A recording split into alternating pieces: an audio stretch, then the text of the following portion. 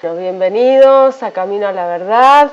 Hoy nos convoca una sección nueva de estudio, como cada Shabbat, el Levítico capítulo 14 y capítulo 15 completo, ¿sí? Hasta el 15:33, ¿sí? Esta es la sección de estudio para hoy. Y vamos a hacer, como siempre, nuestra oración para empezar. Bendito seas tú, Padre Dios nuestro, Rey del universo, que nos santificas en tus mandamientos, que nos has encomendado el estudio para salvación y protección y guía de nuestras almas a través de Yeshua HaMashiach, nuestro ungido, nuestro Mesías, Redentor y Salvador. Amén. Bueno, vamos al estudio en sí. Y hoy nos toca la Parashá Metzorá, ¿sí? Así se llama esta sección de estudio. Y nos habla esta sección justamente de una persona afligida con Sarat, ¿sí? El Sarat, la lepra. ¿Sí? En hebreo la palabra para lepra es la palabra Sarat. Y si buscamos la palabra Sarat en el diccionario Strong, nos figura el Strong 6883, ¿sí? Azotar, lepra, es una plaga, ¿vale? Y esto figura en distintas secciones de la escritura, como por ejemplo cuando hace referencia a Naamán, ¿sí? Al general del ejército, creo que lo nombramos en la sección anterior, que también habla de la lepra, ¿no? Y esto está en Segunda de Reyes 5, a partir del versículo 3 hasta el 11.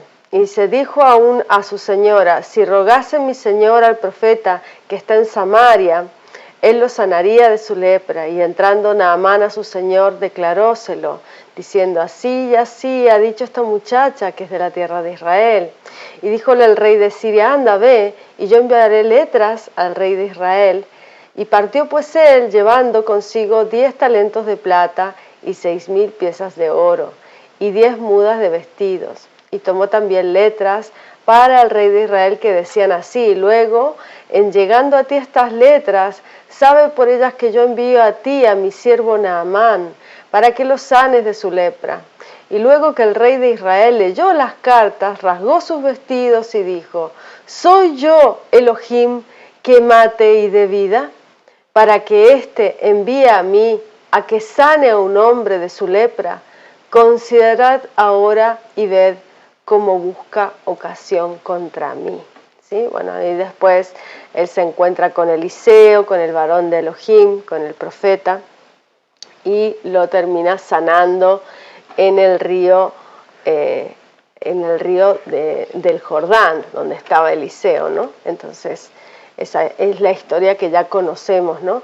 Pero qué curioso lo que le dice el rey de Israel cuando recibe esta carta de este otro, el rey de Siria, y se rasga las vestiduras y dice: ¿qué soy yo, Elohim? Entonces, de esa forma reconocemos quién es Yeshua. Yeshua es el hijo directo de Elohim, es la palabra misma del Padre hecha carne. Es ese enviado que se esperaba desde el principio de la fundación del mundo. Y por eso lo dice aquí muy claro, dice: ¿quién soy yo, Elohim, que mate y dé vida? Para que éste envíe a mí a que sane a un hombre de lepra. O sea, era algo que solamente era impensado que pudiera ser un hombre, y que solamente era una potestad del Elohim, del Padre Dios Todopoderoso.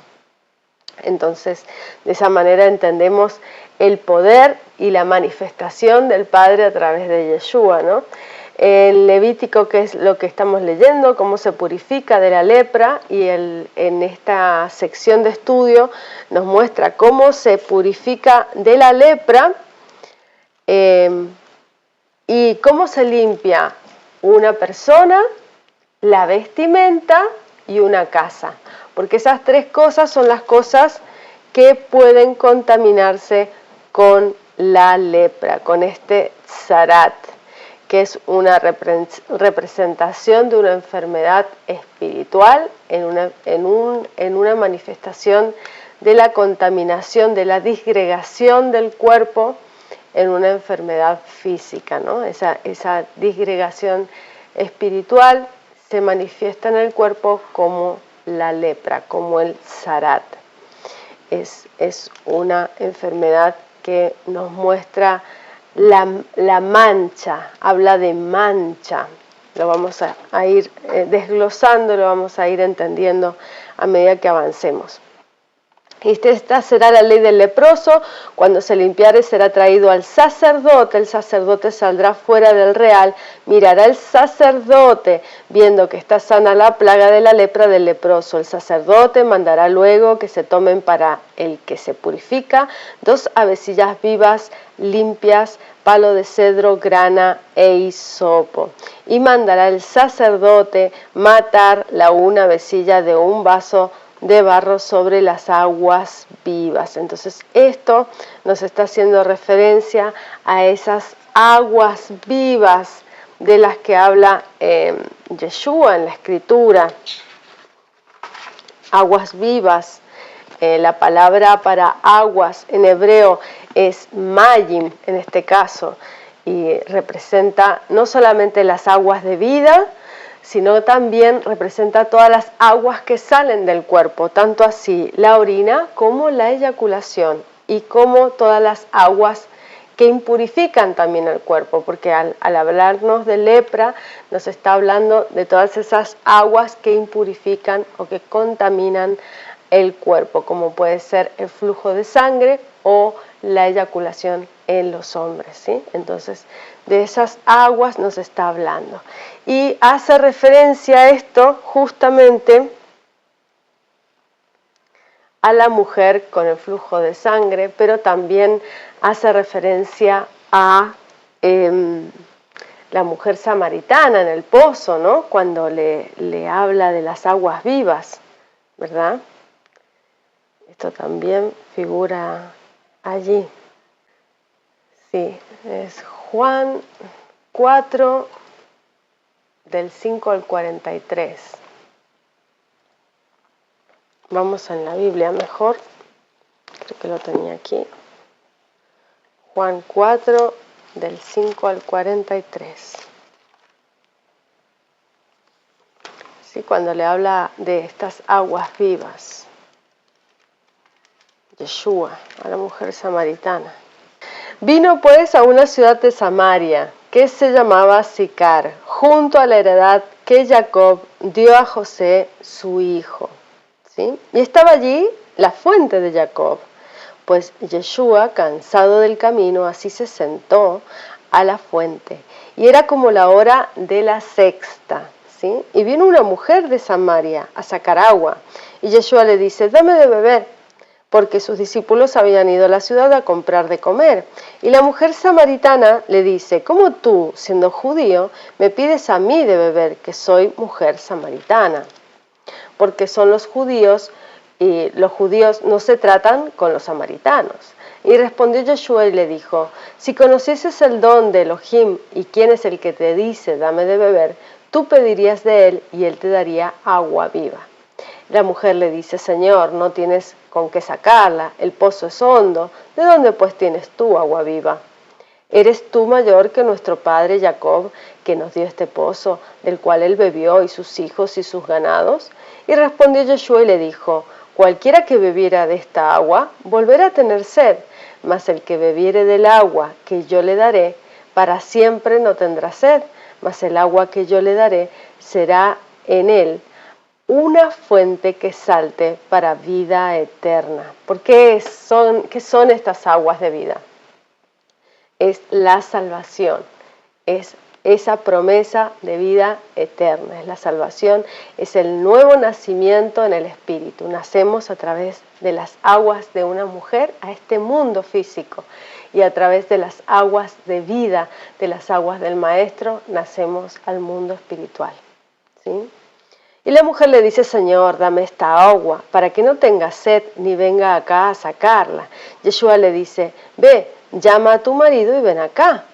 Y respondió la mujer y le dijo, no tengo marido. Y dice Yeshua, bien has dicho, no tengo marido, porque 5 maridos has tenido y el que ahora tienes no es tu marido. Esto has dicho con verdad. Y dice la mujer, Señor, paréceme que tú eres profeta. Nuestros padres adoraron en este monte y vosotros decís que en Jerusalén es el lugar donde debemos adorar. Y dice la mujer, créeme que la hora viene. Nuestros padres adoraron en este monte, le dice, y vosotros decís que es en Jerusalén, es el lugar donde es necesario adorar. Y dice Yeshua, mujer, créeme que la hora viene cuando ni en este monte ni en Jerusalén adoraréis al Padre. Vosotros adoráis lo que no sabéis, nosotros adoramos lo que sabemos, porque la salvación viene de los judíos, viene de la Torá, viene de la palabra del Maestro, viene de Yeshua, que era hebreo y judío, y que era un Shomer Torah, o sea, que cumplía con la palabra del Padre. Mas la hora viene y ahora es cuando los verdaderos adoradores adorarán al Padre en espíritu y en verdad, ¿sí? O sea, en espíritu por haber nacido de nuevo, por la unción del Mesías, y en verdad por la palabra, por obedecer a la palabra. Porque también el Padre tales adoradores busca que le adoren. Elohim es espíritu, y los que le adoran en espíritu y en verdad es necesario que adoren. Dice la mujer, sé que el Mesías ha de venir, el Mashiach, o sea, el ungido, ese aceite, esas aguas vivas que bajan del cielo, ese alimento que baja del cielo, ¿verdad? Es el Mesías, el alimento, el pan de vida, el maná que baja del cielo. El cual se dice el Cristo, o sea, el Mesías.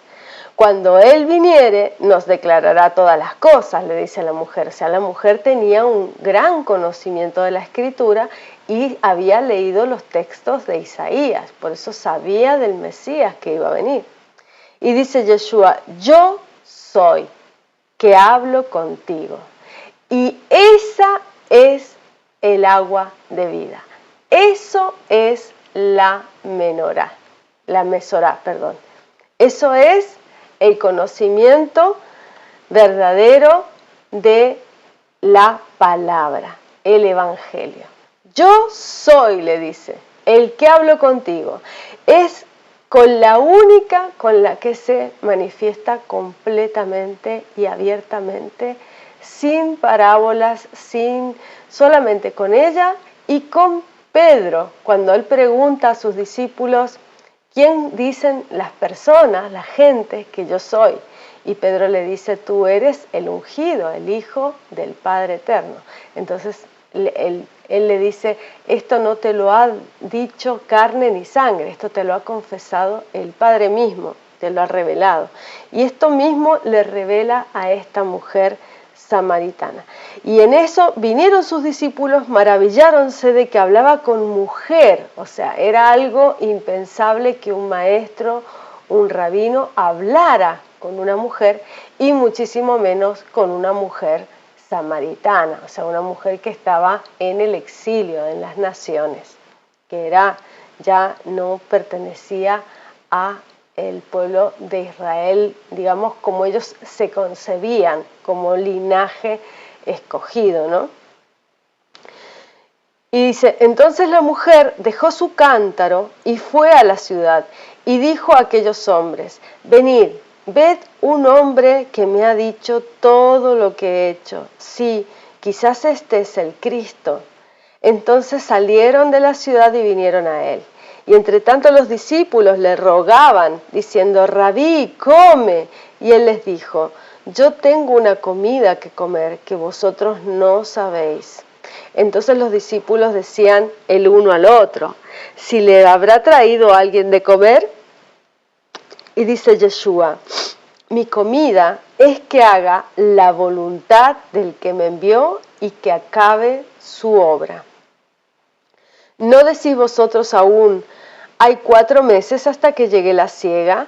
He aquí os digo, alzad vuestros ojos, mirad las regiones, se refiere a las personas, porque ya están blancas para la siega. y el que siega recibe salario y allega fruto para vida eterna, para que el que siembra también goce y el que siega. Porque en esto es el dicho verdadero, que uno es el que siembra y otro es el que siega. Yo os he enviado a segar lo que vosotros no labrasteis. Otros labraron y vosotros habéis entrado en sus labores. ¿Sí? Entonces ahí está haciendo referencia a todos los profetas que vinieron antes para dar la palabra, para prometer el evangelio, para confesar en fe, en amor al Padre, que vendría este profeta de profetas a ser revelado el plan completo, el misterio por el cual es cumplido todo el plan de salvación del Padre para toda su creación humana. ¿Sí? Entonces esas son las aguas vivas, ¿verdad? Y también hace referencia en Apocalipsis, tenemos varias referencias a estas aguas vivas. Apocalipsis 7, 17, creo que he apuntado aquí, si mi letra es un poquito a veces difícil de entender. Es el capítulo 7, 17 de Apocalipsis, dice, porque el Cordero que está en medio del trono los pastoreará, los guiará a fuentes vivas de aguas, y Dios limpiará toda lágrima de los ojos de ellos. Vale, la palabra aguas, recordemos que en griego es judatos, es agua como agua lluviosa, ¿sí? Como agua que genera las lluvias, hace referencia a las lluvias de primavera, las lluvias de verano, ¿no? Esas aguas que vivifican el campo, que dan simiente, ¿no? Que dan fruto. Esto también lo tenemos en Apocalipsis 21:6 y 22:1. Vamos allá, Apocalipsis 21:6. Y díjome, hecho es, yo soy Alfa y Omega, principio y fin. Al que tuviere sed, yo le daré de la fuente del agua de vida gratuitamente, o sea, de la vida eterna, la fuente de agua de vida. El 22 dijimos 1, y después me mostró un río limpio de agua de vida, resplandeciente como cristal, que salía del trono de Elohim y del Cordero, ¿sí? Esos ríos de agua viva. ¿Sí? A ver. Aquí tengo apuntado también lo de la mujer samaritana. Y vamos a leer entonces en donde habla de más adelante vamos a hablar de lo que son los distintos flujos y a qué hace referencia. Esto lo dice la Escritura. Entonces, rociará 7 veces, el que se purifica de la lepra le dará por limpio, soltará la vecilla viva sobre la haz del campo, el que se purifica lavará sus vestidos, raerá todo su pelo y se ha de lavar con agua y será limpio, desde la entrada del real hasta la morada y fuera de su tienda 7 días. Será el 7º día, raerá de sus pelos su cabeza, su barba, sus cejas, de los ojos, finalmente raerá todo su pelo, lavará sus vestidos, lavará su carne en agua y será limpio. Y el día 8º tomará 2 corderos sin defecto, una cordera de 1 año sin tacha y 3 décimas de flor de harina para presentarse amasada con aceite y un log de aceite. Y aquí es donde vemos esa referencia a la mujer con flujo de sangre. Dice, el sacerdote que le purifica presentará en aquellas cosas al que se ha de limpiar delante de Yahweh, a la puerta del tabernáculo del testimonio. Tomará el sacerdote un cordero y ofrecerá por la culpa con el log de aceite, y lo mecerá como ofrenda agitada delante de Yahweh, ¿sí? Entonces, estas avecillas, esto que representa, vamos a leer Mateo 9, Mateo 9, del 20 al 26.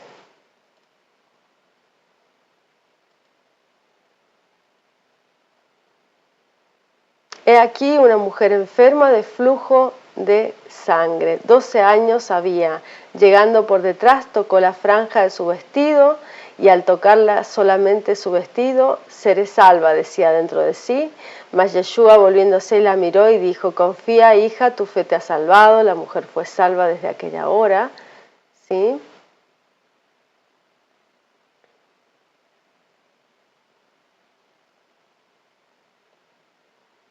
Eso es una.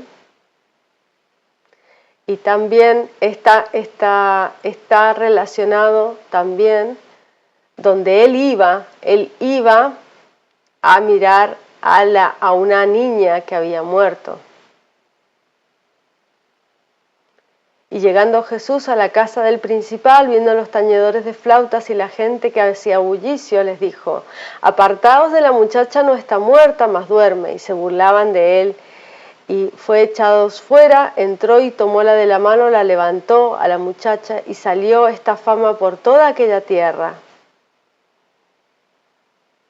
¿Sí? Entonces es la representación de Israel, esta mujer con flujo de sangre que estaba viviendo en impureza, que vivía contaminada en impureza, estaba apartada, porque las mujeres con flujo de sangre debían apartarse, pero si ese flujo no paraba, esta mujer llevaba 12 años, las 12 tribus de Israel.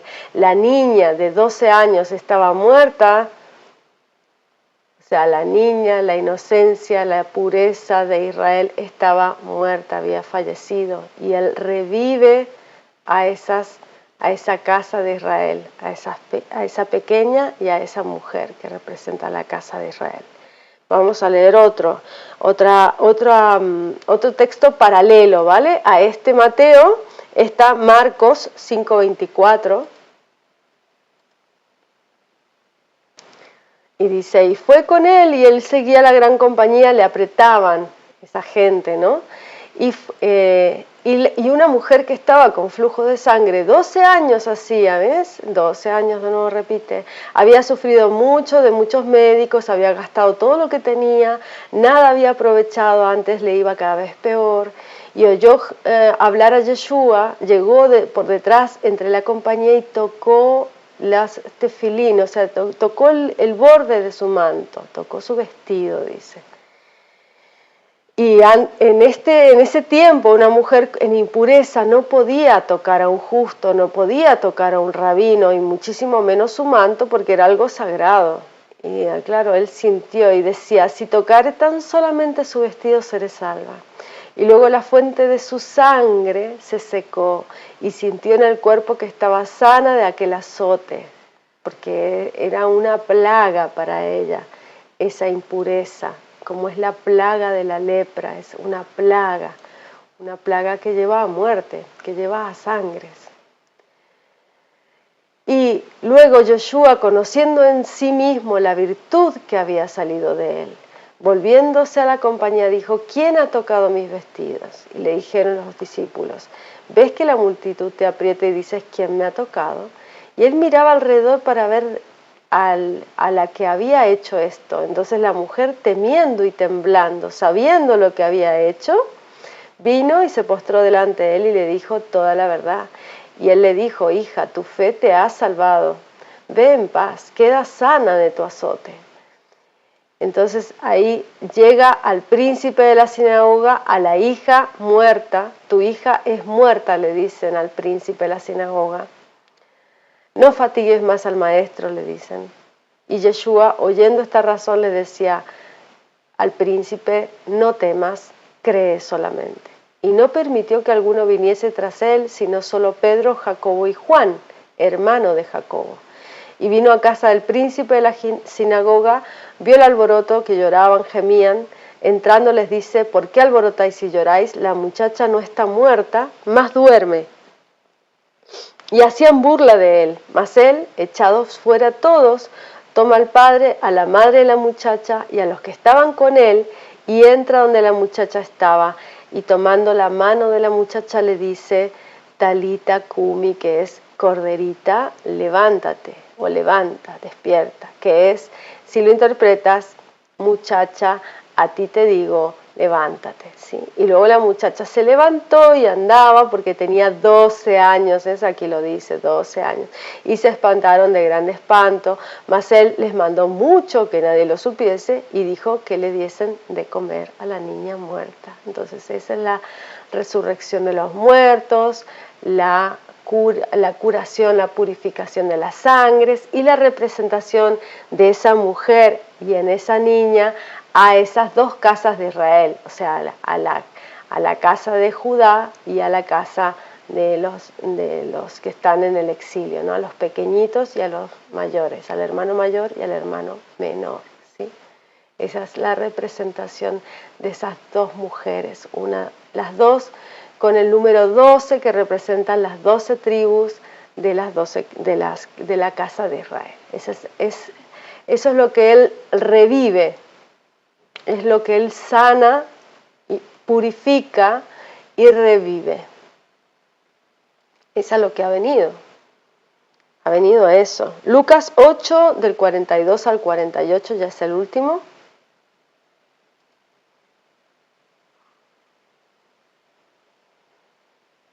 Porque tenía una hija única de 12 años, aquí repite lo mismo, tenía flujo de sangre ya 12 años esa mujer, aquí une las dos historias, ¿no? Mucho más. Y llegándose por las espaldas toca el borde de su vestido y luego se estancó el flujo de su sangre. ¿Quién es el que me ha tocado?, dice Yeshua, y negando todos, dijo Pedro, Maestro, la compañía te aprieta y oprime y dices, ¿quién es el que te ha tocado? Y me ha tocado a alguien porque yo he conocido que ha salido virtud de mí. Entonces la mujer vio que no se había ocultado y vino y temblando, postrándose, le declaró delante de todo el pueblo la causa de que le había tocado y cuando luego había sido sana. Hija, tu fe te ha salvado, ve en paz, le dice. Entonces, hablando al príncipe de la sinagoga, le dicen, tu hija es muerta, no des trabajo al maestro. No temas, cree solamente, será salva, le dice. Entonces, ahí nos está mostrando cómo él realiza ese milagro de resurrección por fe. Esa resurrección que volvemos a la vida después de haber estado muertos por fe, por creer. No temas, cree solamente, le dice. Y después continúa la sección de estudio y dice, y degollará en el versículo 13, y degollará el cordero en el lugar donde degüellan la víctima por el pecado, el holocausto en el lugar del santuario, porque como la víctima por el pecado, así también la víctima por el pecado es por la culpa, es del sacerdote, es cosa muy sagrada. Y tomará el sacerdote la sangre de la víctima por la culpa y pondrá el sacerdote sobre la ternilla de la oreja derecha, purificará la oreja, después el pulgar, la mano derecha, el pulgar del pie derecho, bla, bla, bla, bla, bla, ¿no? El aceite, habla mucho del aceite, de la shemen, ese aceite, esa unción, esa nueva alma, a shemen, aceite, neshama, ese aceite que baja del cielo, esa unción del Espíritu Santo, el Ruach HaKodesh, que nos purifica y nos quita de toda impureza, como la mujer con la fuente de sangre, de toda muerte, como la niña muerta, y de toda culpa. Y esto lo vemos en Mateo 9, del 1 al 8, que creo que Mateo lo leímos, pero más arriba, en el mismo capítulo que leímos más abajo, está la historia del paralítico. Mateo 9, dice, entonces entrando en el barco, pasó a la otra parte y vino a su ciudad. Aquí le trajeron un paralítico, echado en una cama. Y viendo Yeshua la fe de ellos, dijo al paralítico, confía, hijo, tus pecados te son perdonados. He aquí, algunos de los escribas decían dentro de sí, este blasfema. Y viendo Yeshua sus pensamientos, o sea, Yeshua veía lo que pensaban, no los escuchaba hablar. El escriba estaba pensando, este blasfema. Y él había escuchado lo que había pensado el escriba, ¿sí? Dice, y viendo Yeshua sus pensamientos, ¿quién puede ver los pensamientos? Solo el Padre Eterno y el Hijo, por supuesto. Y dijo, ¿por qué pensáis mal en vuestros corazones? Porque, ¿qué es más fácil decir? ¿Los pecados te son perdonados? O decir, levántate y anda. Pues para que sepáis que el Hijo del Hombre tiene potestad en la tierra de perdonar pecados. Cuando hace referencia al Hijo del Hombre, está haciendo referencia al Hijo de Dios hecho hombre, al Mashiach. Por eso dice, para que sepáis que el Hijo del Hombre, o sea, para que todos aquellos que son del Mesías, así como yo, eso quiere decir el Hijo del Hombre, tiene potestad en la tierra de perdonar pecados, dice entonces al paralítico, levántate, toma tu cama y vete a tu casa. Entonces él se levantó y se fue a su casa.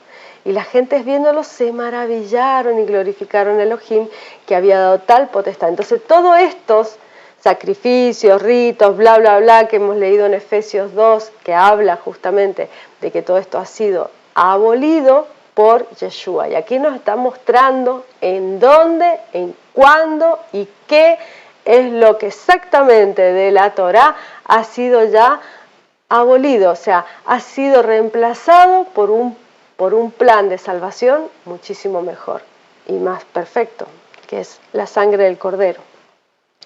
Y el espíritu de Él. Y dice, y lo que quedare del aceite que tiene en su mano pondrá sobre la cabeza del que se purifica. ¿Ves? Nos ponen ese aceite en la cabeza. Ese aceite que recibimos, esa unción que recibimos, empieza por nuestra cabeza. Y hará el sacerdote expiación por él delante de Yahweh, ofrecerá luego el sacerdote el sacrificio por el pecado, ¿sí? Mas si fuere pobre, que no alcanzare su mano a tanto, entonces tomará un cordero para ser ofrecido como ofrenda agitada por la culpa para reconciliarse, y 1/10 de flor de harina amasada con aceite para presente, un log de aceite, 2 tórtolas, 2 palominos que alcanzare su mano. El uno será para expiación por el pecado, el otro será para holocausto. Entonces vamos a mirar la palabra holocausto. La palabra holocausto significa quemado completo, sacrificio. Es el Strong 5930 del hebreo, que significa olá. La palabra olá o alá. La palabra olá o alá. ¿Sí? Olá significa escalón, grados, como ascender, como un holocausto, cuando va subiendo ese humo, o sea, ha sido quemado y el humo sube como un holocausto, como un olá. También significa quemar, subir, alá, sorber, chupar, chuclar, ¿sí? Alá, ascender, ser alto, monte, elevar, enviar, escalar, rumiar, sacrificio, sacrificar. Entonces entendemos que este olá, este alá, es eso que entregamos, que se entrega, como una entrega total, como una consagración total al Padre Eterno, ¿sí? Ese es este olá, este alá. Esto que a través del cual nos consagramos, nos damos a nosotros mismos. Las cuales cosas traerá al 8º día de su purificación al sacerdote a la puerta del tabernáculo del testimonio, delante de Yahweh. Y el sacerdote tomará el cordero de la expiación por la culpa, el log de aceite, y mecerálo el sacerdote como ofrenda agitada delante de Yahweh. ¿Sí? Y aquí nos explica todo el procedimiento de cómo se hace este olá, este acercamiento, esta consagración, esta entrega. Por eso es quemado completamente, sube como un humo, ¿vale? En el versículo 29 leemos, y lo que sobrare del aceite que el sacerdote tiene en su mano, pondrálo sobre la cabeza del que se purifica, para reconciliarlo. Entonces aceite, sabemos que es Hashemen, sabemos que es Neshama, es esta alma adicional, pero también significa Mashiach, o sea, nos está hablando del Mesías. El Mesías nos purifica, este aceite que viene a nuestra cabeza es nuestro Mesías. Y esta palabra reconciliar es en griego el Strong 2644, que significa condonar, expiar, reconciliar, ¿sí? Perdonar, ¿sí? Y lo vamos a leer en Romanos 5, del 10 al 15. Vamos allá. Romanos 5, del 10 al 15. Y leemos: porque si siendo enemigos fuimos reconciliados con Elohim por la muerte de su Hijo, mucho más estando reconciliados, seremos salvos por su vida. Y no solo esto, más aún nos gloriamos en Elohim por el Señor nuestro Yeshua el Mesías, por el cual hemos ahora recibido la reconciliación. Por consiguiente vino la reconciliación por uno, así como el pecado entró al mundo por un hombre, por Adán. Y por el pecado la muerte, y la muerte así pasó a todos los hombres, pues que todos pecaron. ¿Sí? Porque hasta la ley el pecado estaba en el mundo, pero no se imputa pecado no habiendo ley. No obstante, reinó la muerte desde Adán hasta Moisés, aún en los que no pecaron a la manera que de la rebelión de Adán, el cual es figura del que había de venir. Mas no como el delito, tal fue el don, porque si por el delito de aquel uno murieron los muchos, mucho más abundó la gracia de Elohim a los muchos y el don por la gracia de un hombre, Yeshua el Mesías. Entonces, aquí no le está quitando nada de humanidad a Yeshua. Aquí no lo está poniendo como un Dios. Aquí está diciendo que es un don de un hombre, así como fue el don de Adán, que fue un hombre creado perfecto en la gloria del Padre, a la imagen del Padre eterno, creado perfecto, eterno, caído después y caído en pecado y en muerte, así también como este hombre Yeshua, el Mesías, fue creado imperfecto. ¿Por qué? Porque nació de mujer, no nació directamente del Padre eterno, no nació en eternidad, nació en muerte, nació en sangre. Y aún así conquistó él la gracia para muchos hombres que vendríamos después. Gracias a él, gracias a Yeshua. Segunda de Corintios 5, del 18 al 20. Segunda de Corintios 5, del 18 al 20. Y todo esto es de Elohim, el cual nos reconcilió así por Cristo, nos dio el ministerio de la reconciliación, porque ciertamente Elohim estaba en Cristo, reconciliando al mundo así, no imputándole sus pecados, y puso en nosotros la palabra de la reconciliación. Así que somos embajadores en nombre de Cristo, como si Elohim rogase por medio nuestro, os rogamos en nombre de Cristo, reconciliaos con Elohim, con Dios, reconciliaos. Al que no conoció pecado, hizo pecado por nosotros, para que nosotros fuésemos hechos justicia de Elohim en él. Hermoso, hermoso, hermoso. La palabra griega para reconciliación es la palabra apokatalazo. Apokatalazo con doble S. Apokatalazo. Es el Strong griego 604. Y esto está en Efesios 2:16. Esta palabra está en Efesios 2:16. Y reconciliar por la cruz con Elohim a ambos en un mismo cuerpo, matando en ella las enemistades. ¿Sí? ¿A ambos quiénes? Dice, porque Él es nuestra paz, Cristo es nuestra paz, que de ambos hizo uno, derribando la pared intermedia de separación, dirimiendo en su carne las enemistades, la ley de los mandamientos en orden a ritos para edificar en sí mismo los dos en un nuevo hombre haciendo la paz. Reconciliar por la cruz a Elohim a ambos en un mismo cuerpo, matando en ella las enemistades. Vino y anunció la paz a vosotros que estabais lejos, o sea, a nosotros los gentiles, y a los que estaban cerca, que por él los unos y los otros tenemos entrada por un mismo espíritu al Padre, por un mismo espíritu. Así que ya no sois extranjeros ni advenedizos los gentiles, ¿no? Porque aquí le está hablando a los gentiles, ¿sí?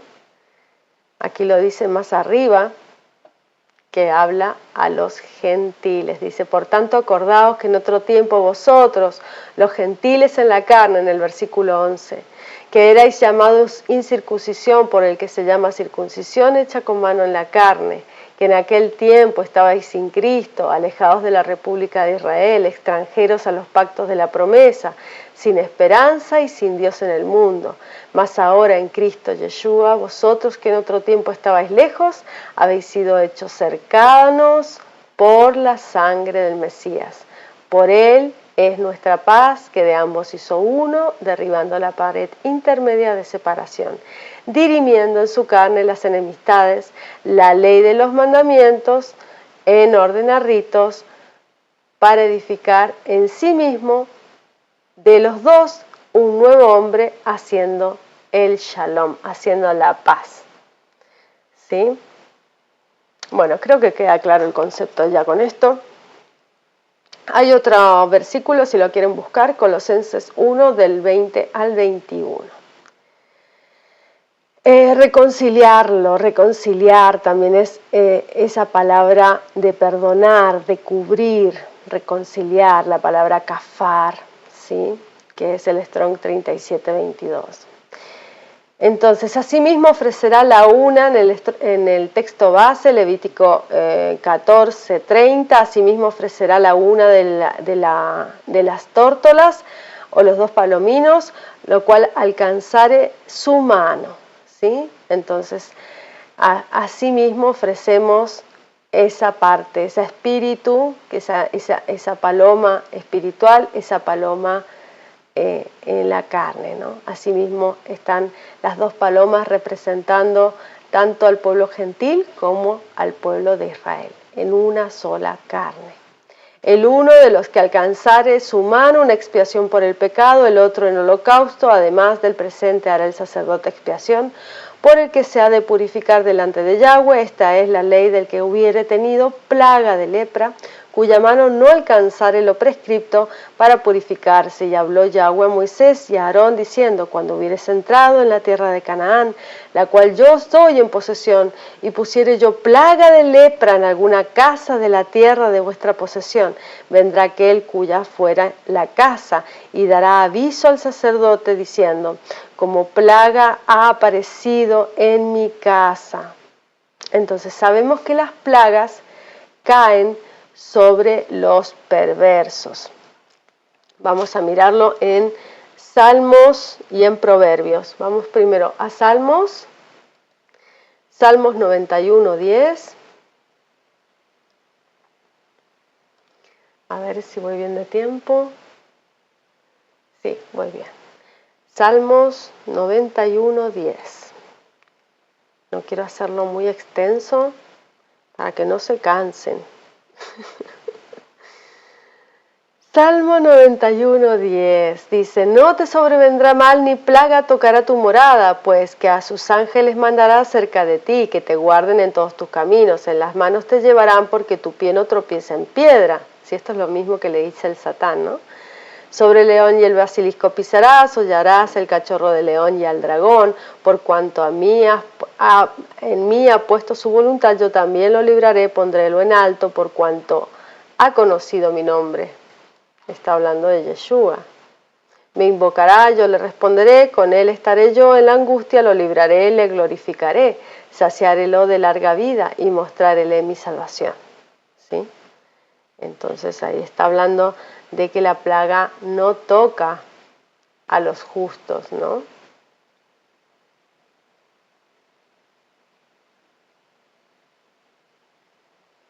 No te sobrevendrá mal, ni plaga tocará tu morada.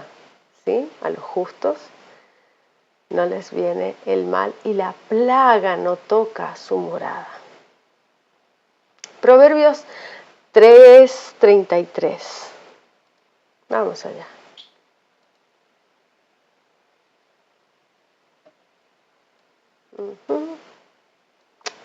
Aquí está, Proverbios 3:33. La maldición de Yahweh está en la casa del impío. Acordémonos que impío viene de impiedad, viene de falta de piedad, viene de maldad. La palabra impío viene de la palabra de la maldad, del rashá. Un impío es un rashá, ¿sí? Es un malvado.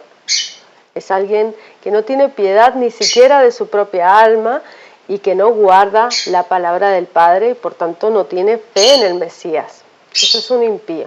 La maldición de Yahweh está en la casa del impío, mas Él bendecirá la morada de los justos. ¿Sí? Muy bien. En griego, la palabra plaga es la palabra mastix. Significa látigo, azote, plaga. También significa la palabra maso, es otro derivado o raíz de esta palabra mastix. Y es exprimir, masticar, morder también significa esta plaga que te come, te mastica, te come por dentro. Es una plaga. Esto está en Marcos 3:10 y Lucas 7:21. Vamos allá. Marcos 3:10.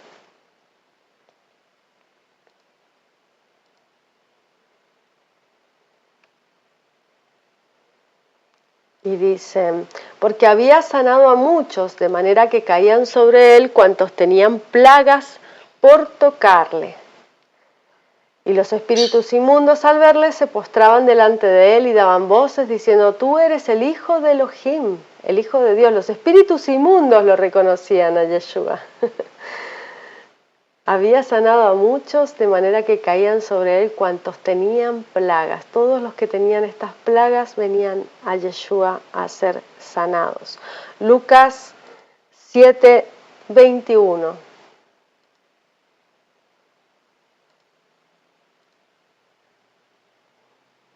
Y en la misma hora sanó a muchos de enfermedades y plagas y de espíritus malos y a muchos ciegos dio la vista. ¿Sí? La palabra plaga cambia en el griego solamente en Apocalipsis. En Apocalipsis la palabra plaga en griego es el Strong 4127 y se dice la palabra plege o plegué podría leerse, pero es plege.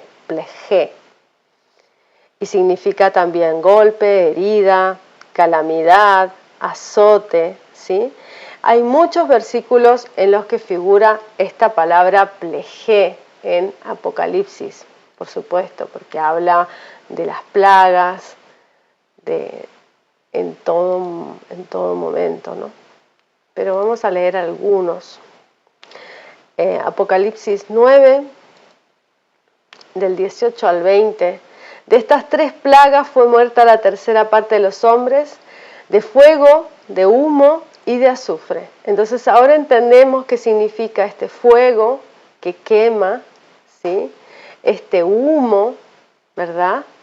El humo que sube del holocausto, el humo, ¿sí? Ese sacrificio, ese fuego que quema en los impíos, ¿sí? Que es quemado, es una plaga que te quema. La misma palabra que habíamos dicho, olá, que es ser quemado completo, ser holocausto, fuego, humo y azufre salían de la boca de ellos, porque su poder está en su boca y en sus colas, porque sus colas eran semejantes a serpientes y tenían cabezas, con ellas dañan, ¿sí? Que habla aquí de los falsos profetas, ¿no? esos falsos profetas que hacen que queman aún a los escogidos, tristemente. Apocalipsis 15, del 1 al 6 también. Vamos allá. Y vi otra señal en el cielo grande admirable, que eran 7 ángeles que tenían 7 plagas postreras, porque en ellas es consumada la ira de Elohim. Y vi así como un mar de vidrio mezclado con fuego, y los que habían alcanzado la victoria de la bestia y de su imagen, de su señal, del número de su nombre, están sobre el vidrio teniendo estas arpas de Elohim, y cantan el cántico de Moisés, siervo de Elohim, el cántico del Cordero, diciendo: grandes, maravillosas son tus obras, Dios Todopoderoso, justos, verdaderos tus caminos, Rey de los santos. ¿Quién no temerá al Señor, engrandecerá tu nombre? Porque tú solo eres santo, por el cual todas las naciones vendrán, adorarán delante de ti, porque tus juicios son manifestados. Y después de estas cosas miré, y aquí el templo del tabernáculo del testimonio fue abierto en el cielo, y salieron del templo 7 ángeles que tenían 7 plagas, vestidos con lino limpio, blanco, ceñidos alrededor con el pecho con bandas de oro. Esto lo vamos a estudiar en Apocalipsis, ¿sí? Pero bueno, es para hacer una reseña de cómo la palabra plaga en griego en Apocalipsis solo cambia completamente la forma de ser escrita, ¿sí? Para hacer una diferencia entre las plagas habituales, digamos las plagas que han sucedido a lo largo de la historia, y las plagas del tiempo final. Son tema aparte. ¿Sí? Y mirará la plaga, y si vieren manchas en las paredes de la casa, cavernillas verdosas o rojas, las cuales parecieren más hundidas que la pared. Entonces aquí nos está hablando de esas manchas. La palabra mancha es el Strong en hebreo 934, ¿sí? Y es la palabra bojeret, mancha blanca, o bahir, brillante, resplandeciente, ¿sí? La palabra también para mancha en griego es la palabra moluno, que significa contaminar, ensuciar. Deriva también en melas. Melas es la palabra para mancha en el griego, la raíz, y es negro. ¿Sí? Son manchas negras, o es el color negro, puede ser el espíritu, puede ser el cuerpo, puede ser, ¿sí? Pero es negro. Y aquí habla de manchas blancas, ¿sí? Entonces una bojeret o un moluno, ¿sí? Es una forma de contaminación. Entonces, ¿a qué nos hace referencia las manchas en la Escritura en el Nuevo Testamento? Nos habla de el Cordero sin mancha, por supuesto. Él no tiene ninguna mancha. Y nosotros debemos imitarle a Él. Vamos a ir a Efesios 1:4.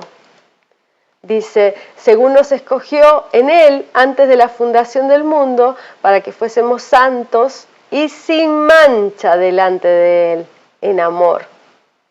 Nosotros no tenemos que tener mancha, ¿sí? Y lo que nos lava es el agua de vida, que es la palabra, el mayim, las aguas de vida, esas aguas que nos limpian, que nos lavan, que nos quitan de toda mancha.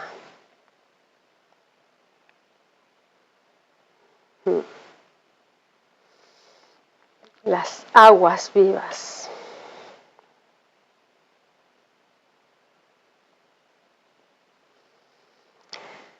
Entonces el sacerdote en el versículo 44 dice: entrará, mirarás, y si pareciere haberse extendido la plaga en la casa de lepra roedora, estará, ¿ves? Es roedora porque muerde, la lepra muerde la carne. Está en la casa, inmunda es, derribará por tanto la tal casa, sus piedras, sus maderos, toda la mezcla de la casa, y los sacará fuera de la ciudad a un lugar inmundo. Vamos a leer, porque aquí dice: y tomará palo de cedro, en el versículo 51, el hisopo y la grana y la avecilla viva, y mojáralo en la sangre de la avecilla muerta, en las aguas vivas, y rociará la casa 7 veces. ¿Y esto qué nos recuerda? ¿Sí? ¿A qué nos recuerda esto? Ya vamos a llegar ahí. Vamos a leer primero el Salmo 51.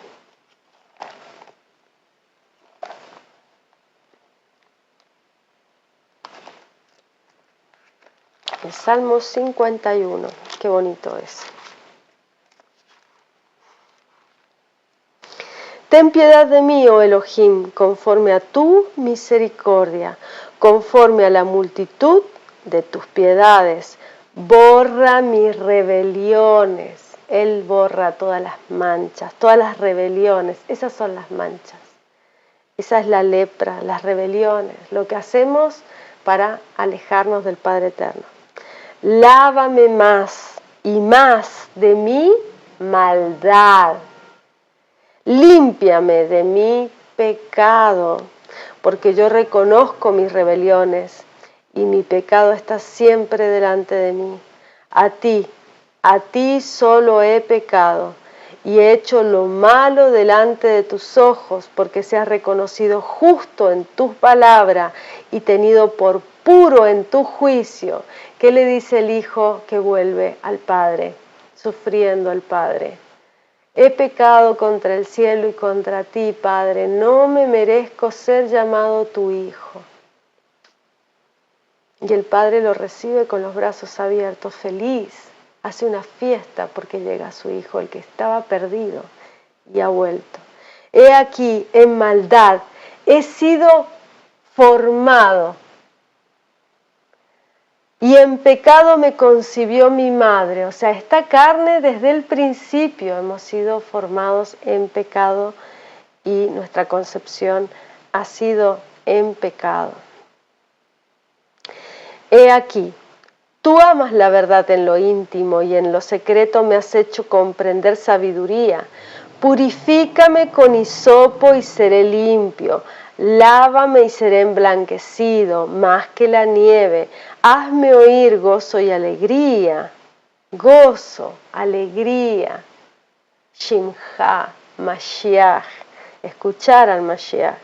Y se recrearán los huesos que has abatido. ¿Sí? Los huesos secos, los huesos muertos. Esconde tu rostro de mis pecados, borra todas mis maldades.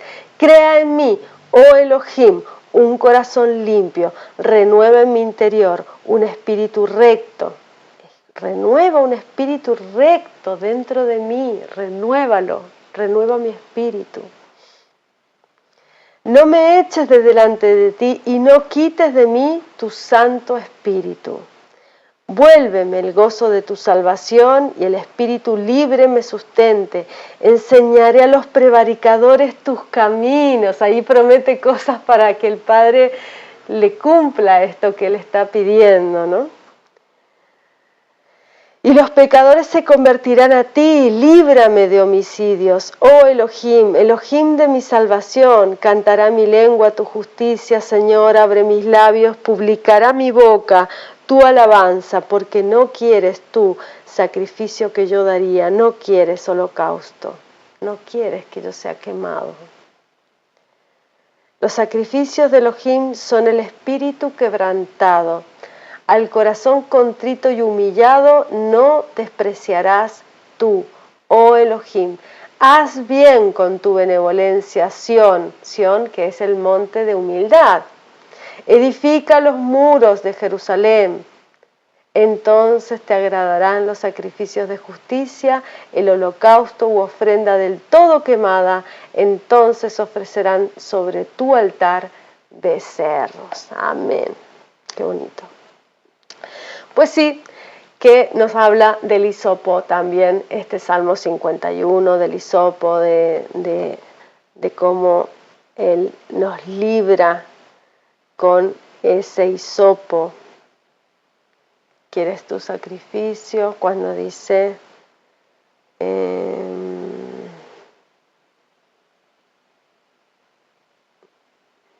más arriba, ¿dónde está? Lávame, purifícame con hisopo y seré limpio. Lávame y seré emblanquecido más que la nieve. ¿Sí? Con la sangre del Cordero, lo dice Apocalipsis, hemos sido emblanquecidos como blanca lana. ¿Sí?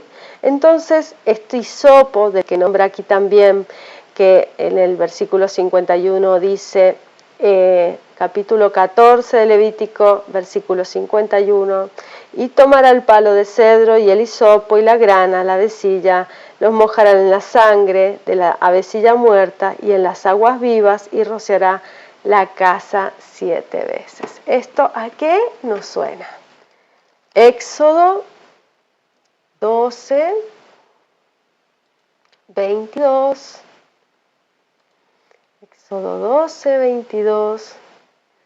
Cuando nos dice, y tomad un manojo de hisopo, mojadle en la sangre que estará en una jofaina, untad el dintel y los 2 postes con la sangre que estará en la jofaina, y ninguno de vosotros salga de las puertas de su casa hasta la mañana, porque Yahweh pasará hiriendo a los egipcios, y como verá la sangre en el dintel y en los 2 postes, pasará Yahweh a aquella puerta, y no dejará entrar al heridor en vuestras casas para herir.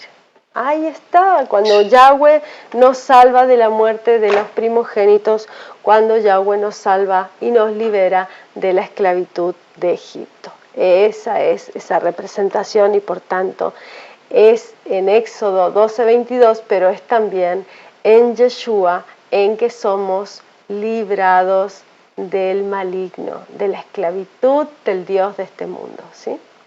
Del destruidor, del heridor que dice aquí. Luego soltará la avecilla viva fuera de la ciudad sobre la haz del campo y así hará expiación por la casa y será limpia. Esta es la ley acerca de toda plaga de lepra y de tiña y de la lepra del vestido y de la casa, ¿sí? Esto les invito a que busquen Levítico 13 del 30 al 47. Dice, y acerca de la hinchazón y de la postilla y de la mancha blanca, aquí está esa mancha blanca, ese moluno, ese contaminar, ensuciar, ese melas también que hablamos, que es el color negro, está en Apocalipsis 3:4, que creo que ya lo leímos, pero lo vamos a buscar por las dudas. Apocalipsis 3:4. Que dice, mas tienes unas pocas personas en Sardis que no han ensuciado sus vestiduras y andarán conmigo en vestiduras blancas porque son dignos. ¿Ves? Esas las vestiduras blancas que no son manchadas, ¿sí? Entonces, para enseñar cuándo es inmundo, cuándo es limpio, aquí está es la ley tocante a la lepra, dice el final del capítulo 14. Y el capítulo 15 ya nos habla, dice, y habló Yahweh a Moisés a Aarón diciendo, háblate a los hijos de Israel y decirles, cualquier varón, cuando su simiente emanare de su sangre, será inmundo. Entonces aquí está hablando de la impureza del hombre en la eyaculación. Dice, cualquiera que tocare su cama, lavará sus vestidos, lavarse también a sí mismo, con agua será inmundo hasta la tarde. El que se sentare sobre aquello en lo que se hubiere sentado, el que tiene flujo, se está refiriendo al que ha eyaculado, lavará sus vestidos, se lavará también él a sí mismo con agua, será inmundo hasta la tarde. Asimismo, el que tocare la carne, toda la referencia a la impurificación del hombre.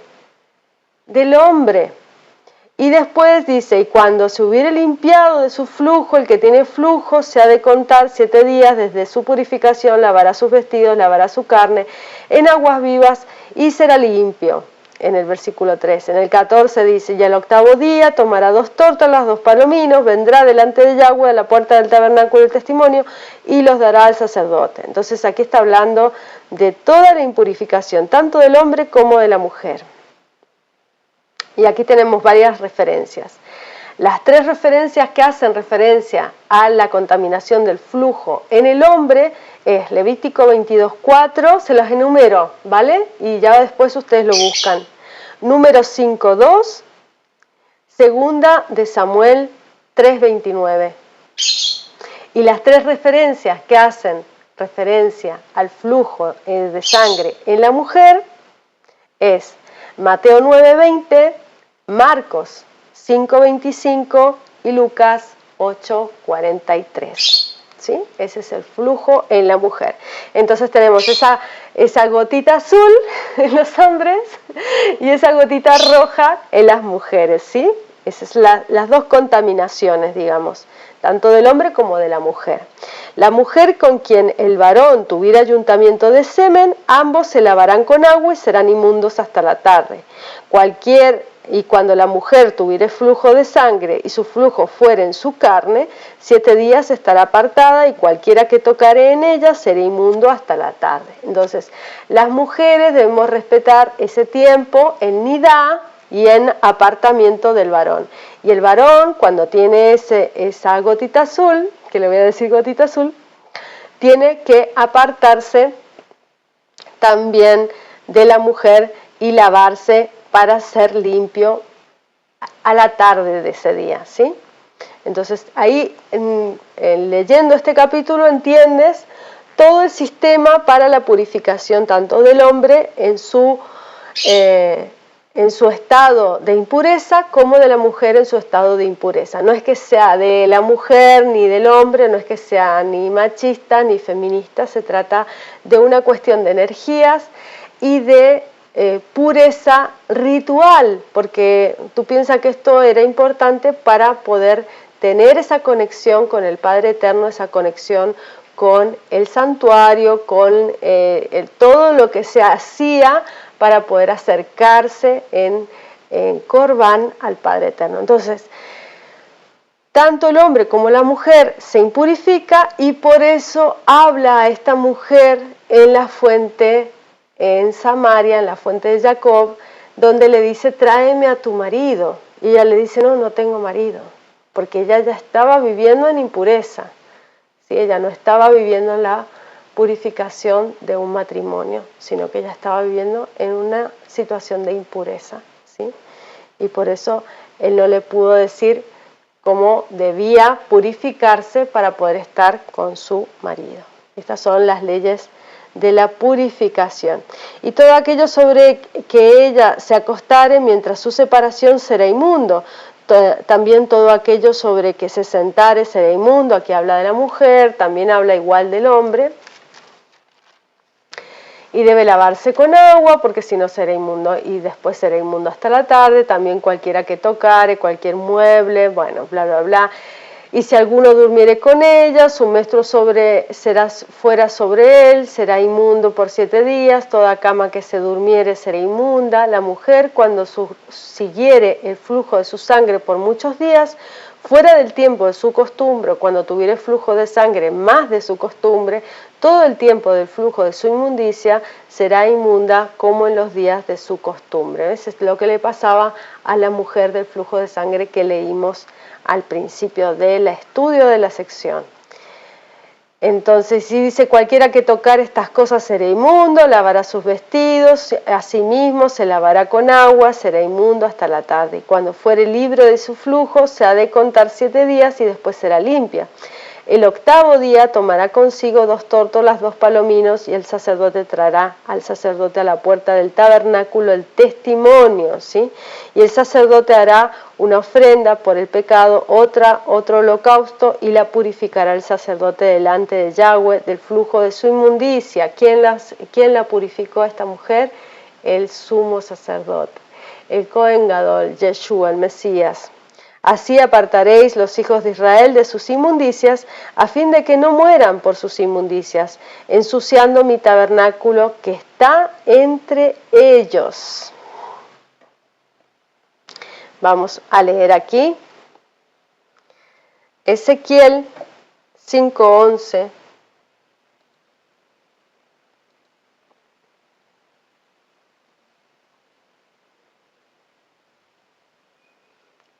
Ya llego. Ezequiel 5:11.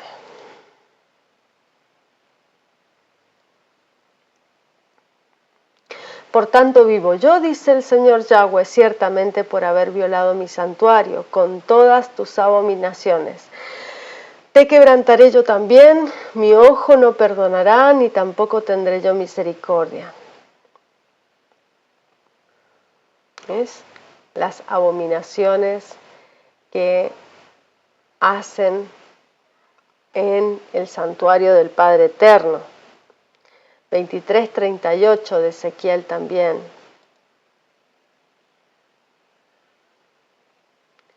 Aún esto más me hicieron, contaminaron mi santuario en aquel día, profanaron mis sábados. ¿Sí? Así es como contaminan. Dice, pues habiendo sacrificado sus hijos a sus ídolos, entrábanse en mi santuario el mismo día para contaminarlo. Y aquí así hicieron en medio de mi casa. Y cuánto más, que enviaron por hombres que vienen de lejos, a los cuales habían sido enviados mensajeros, y aquí vinieron, por amor de ellos te lavaste, alcoholaste tus ojos y te ataviaste con adornos y te sentaste sobre suntuoso estrado, y fue adornada mesa delante de él, y sobre ella pusiste mi perfume y mi óleo. Y oyóse en ella voz de compañía con holganza, y con los varones fueron traídos de la gente común. Los sabeos pusieron manillas sobre sus manos, coronas de gloria sobre su cabeza, y dije a la envejecida en adulterios, sus prostituciones cumplirán ellos ahora y ella con ellos, porque han venido a ella como quien viene a mujer ramera, así vinieron a Aholá y a Aholibá, mujeres depravadas. Por tanto, hombres justos la juzgarán por la ley de las adúlteras, ¿no? Entonces, ¿cómo se profana la casa de Israel, ¿no? Tanto la casa de Judá como la casa de Israel. Son las dos casas que son profanadas. En Ezequiel 44:23.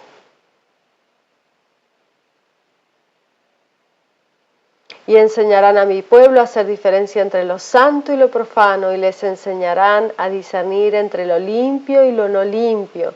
Y en el pleito ellos estarán para juzgar, conforme a mis derechos los juzgarán, y mis leyes y mis decretos guardarán en todas mis solemnidades, las solemnidades de Yahweh, los muedim de Yahweh. Eso es lo que nos aparta, eso es lo que nos limpia también. Esas solemnidades nos guardan del mundo del maligno, los muedim, las convocaciones santas, Pesach, panes sin levadura, primeros frutos, Shavuot, semanas, Pentecostés, Teruá, trompetas, expiación, Kippur, Sukkot, tabernáculos. Eso es lo que nos prepara y nos aparta y nos guarda. Y santificarán mis sábados, mis Shabbats.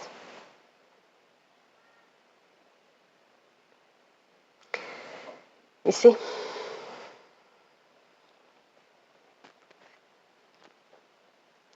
Así apartaréis los hijos de Israel de sus inmundicias, a fin de que no mueran por sus inmundicias, ensuciando mi tabernáculo que está entre ellos. Esta es la ley del que tiene flujo y del que sale derramamiento de semen, viniendo a ser inmundo a causa de ello, y de la que padece su costumbre, y acerca del que tuviere flujo, sea varón o hembra, y del hombre que durmiere con mujer inmunda.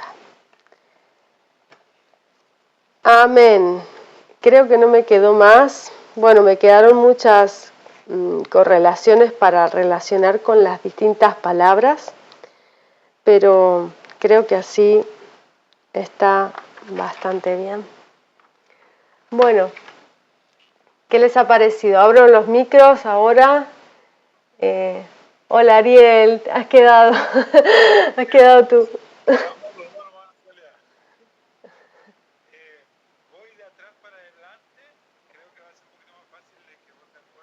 Sí, dime.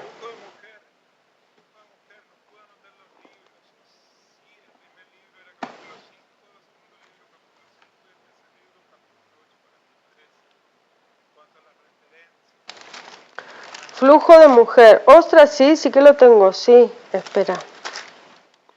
Sí, tranquilo, que eso lo tengo aparte. Mira, es Mateo, los 3 de flujo de mujer, ¿sí? Ah, los que te leí al final, ¿no? Ya, lo último. Vale, vale. Mira, es Mateo 9:20.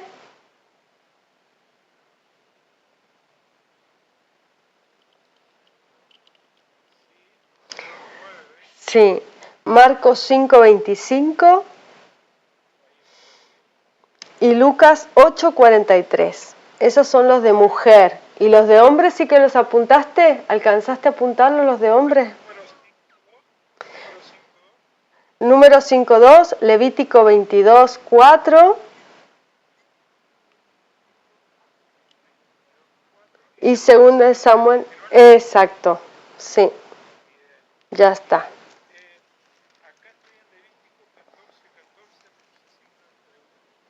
Catorce.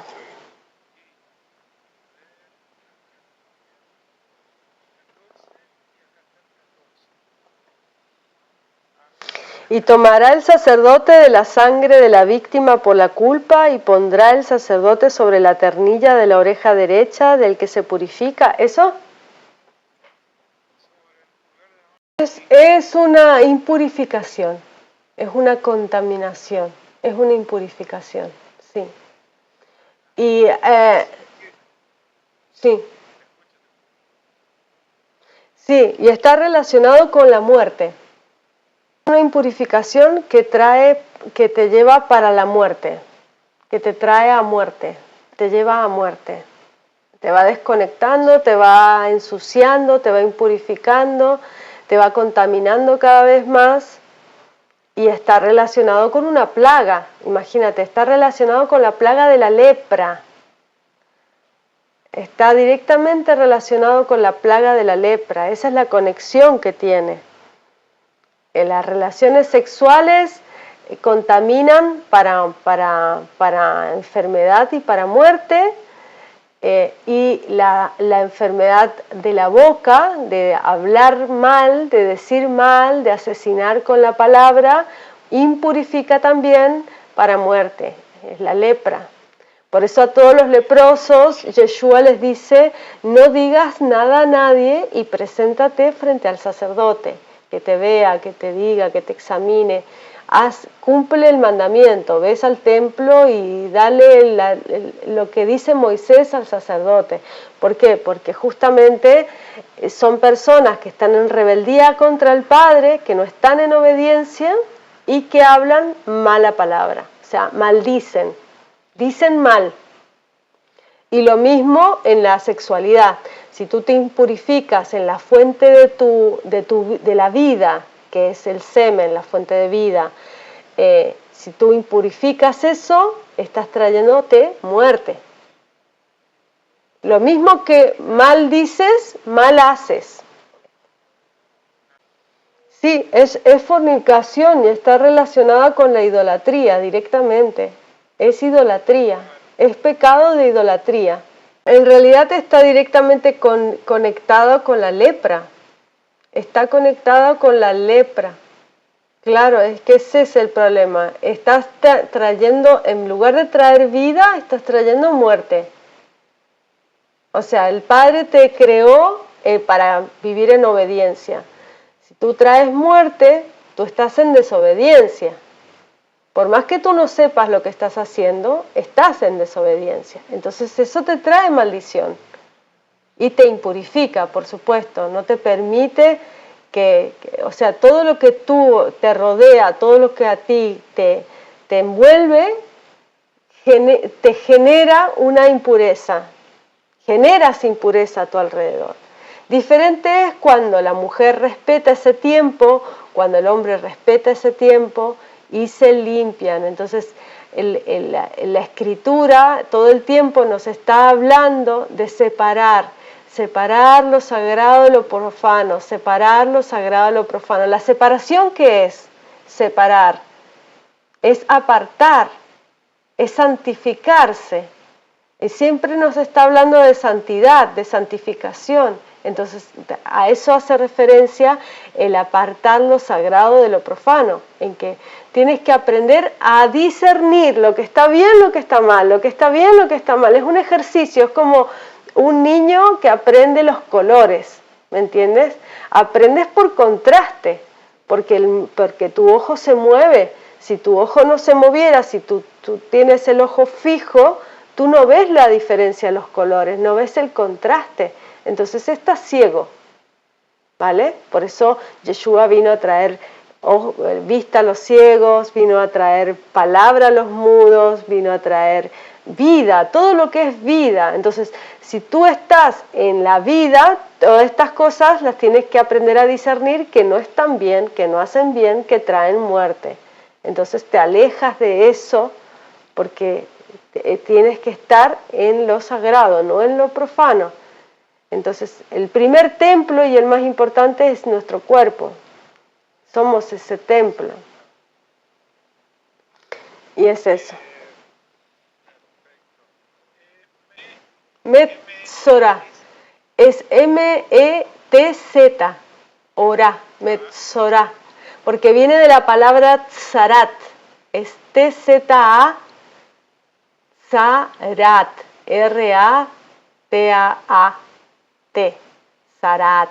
Tzarat. El Sará es la lepra. Es eso que es aflicción es el que padece aflicción de lepra. Eso significa. Persona afligida con lepra. Sí, no, y mucho menos a los samaritanos. Los tenían como una lacra, como algo que que eran contaminados, que no estaban no los querían a los samaritanos, los judíos. Habían hecho aparte.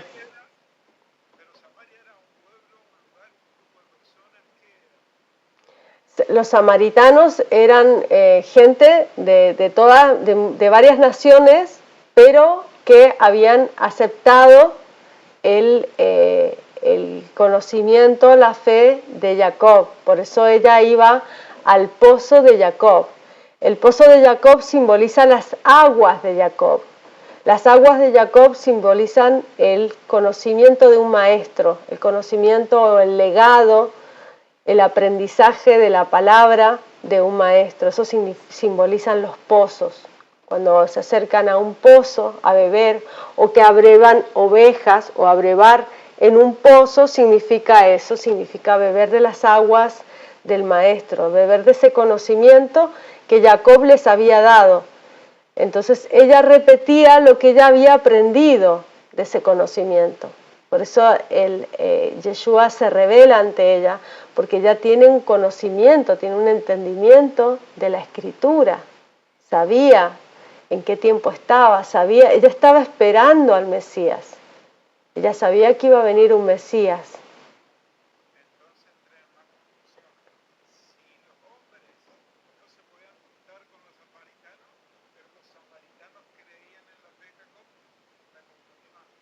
No, porque habían dividido el reino de Israel, se dividió en dos casas, la casa de Judá y la casa de Israel. Y los samaritanos formaban parte de esa casa de Israel en el exilio, en la dispersión. Entonces los judíos se creían en posesión, como ellos estaban en Jerusalén y se habían quedado en esta parte del río Jordán, se creían que ellos eran los únicos que tenían esa posesión tan preciada que era el segundo templo, ¿sí? Entonces ellos tenían eso, tenían el conocimiento, tenían los libros, entonces a los otros pueblos los trataban de menos. Ellos se veían como superiores en ese sentido.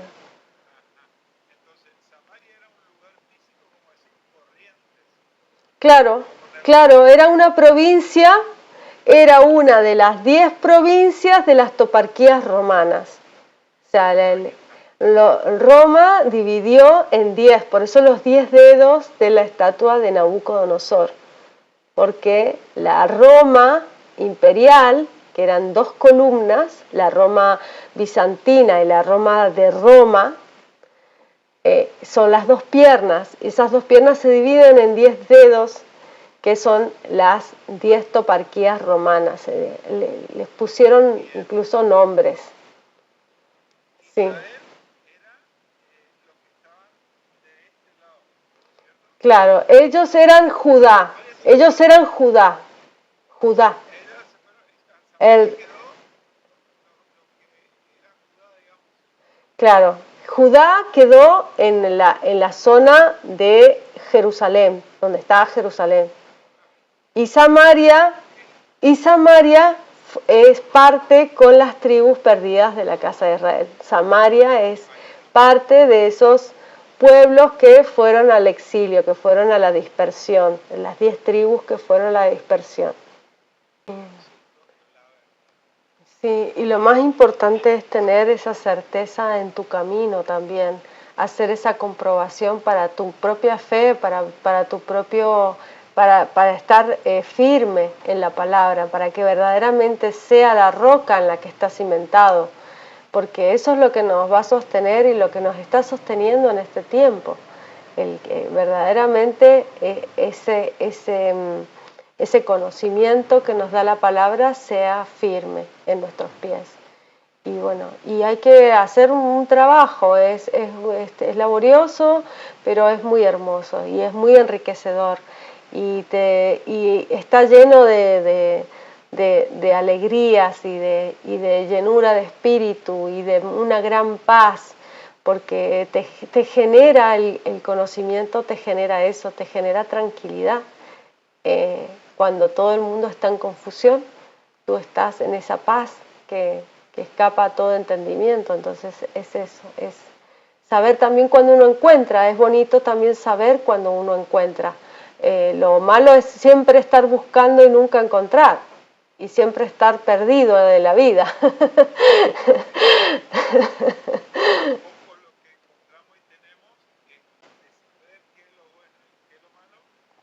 Es una práctica. Claro que sí, es una práctica, el Padre nos entrena de esa manera, nos enseña, es que es algo que debemos aprender, es algo que debemos practicar y es un ejercicio constante. Y toda la palabra nos guía a eso, a ir entendiendo ese discernimiento y a ir aprendiendo desde la humildad, desde la misericordia, desde la compasión, desde no perder esos frutos, esas virtudes que muchas iglesias tienen. Y eso es bonito, eso no hay que perderlo, pero por supuesto siempre desde la base de la verdad, porque cuando uno ya construye desde la mentira, todo se viene abajo tarde o temprano, tristemente. Pero bueno, sí, dime. La finalidad de la ley es Jesucristo. Claro, es que sí, Mateo 5 del 17 al 37. Es que toda la palabra del Antiguo Testamento nos habla y nos referencia, incluso los salmos y los escritos, nos hablan y nos hacen referencia a Yeshua. Todo nos recuerda a ese plan desde la creación del mundo, desde el principio. Esto, ¿sabes dónde está? En Proverbios 8. En Proverbios 8 tienes esa referencia de que Él está desde el principio con el Padre. La sabiduría que vino al mundo. Él es la sabiduría. Porque yo estoy desde el principio. Él lo dice ahí. Hacer ahora conmigo es el mejor ejercicio.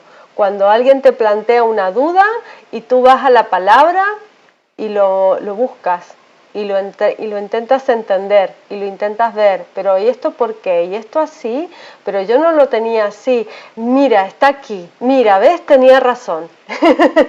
Y no se trata de tener razón tú y que los otros estén equivocados, sino que se trata de que gane la palabra, no de que gane un ser humano, sino de que gane la palabra, que la palabra sea verdad, lo que están diciendo. Ellos por ahí, con todo el amor te lo digo, están repitiendo lo que han escuchado, lo que han aprendido, y no han hecho ese ejercicio que tú sí estás haciendo, que es el de buscar en la palabra, buscar las fuentes de las cosas. Y eso es muy importante. No existe arrepentimiento genuino. Si tú no sabes que estás haciendo algo mal y no te reconoces en error, ¿cómo te arrepientes? Claro. Tienes que tener un marco de referencia para poder entender que estás mal, que estás equivocado, que estás en error. Entonces de esa forma puedes arrepentirte y dar ese paso de arrepentimiento, porque la salvación sí es por gracia, sí es por fe, pero ¿qué nos guarda en este mundo? El ser santos. ¿Y cómo te santificas? ¿Cómo te apartas del mundo? ¿Haciéndolo del mundo? ¿Lo mismo que hace todo el mundo? No, imposible que sea así. Sí o sí tienes que hacer lo que pone la palabra, lo que marca el Padre. Lo mismo que hizo Yeshua. Yeshua cumplió todas las fiestas, Yeshua respetaba los Shabbat, Yeshua incluso las leyes morales, incluso algunas tradiciones de hombres también las hacía. Entonces hay cosas, claro, para llegar a más almas, para poder llegar a más almas. Entonces hay cosas que creo que las religiones han puesto esos velos y es nuestra labor poner esa semilla, decir, mira esto así, o sea, no es por una cuestión de dogma ni de nada, es por una cuestión de simplemente lo que está en la palabra, sin darle otro sentido que el que pone ahí. Y por supuesto que hay traducciones que fomentan esas doctrinas y tristemente desvían a muchas almas, y eso es lo que vemos constantemente en la palabra, que lo dice Apocalipsis, que hay muchas almas que son llevadas para engaño. ¿Por qué? Porque el Padre lo ha elegido así, pero sí que es tu responsabilidad el decir la palabra. Después, que se haga o no se haga, que se escuche o no se escuche, ya ese no es tu trabajo, ya eso ya depende del Padre. Pero sí que es tu obligación decir, mira, esto así no. Y después, bueno, si ellos quieren decirte otras cosas, está perfecto, pero si está en la Escritura. Si me dices algo, me preguntas algo, ¿en dónde lo pone? Dime el versículo, así lo busco, porque yo no sé. Dime el versículo, pero yo no me sé la Biblia de memoria. Dime el versículo y yo lo busco. Y yo lo miro en el contexto y lo intento entender en el contexto, porque es muy fácil sacar distintos versículos de aquí y de allá, que es lo que han hecho siempre las religiones, y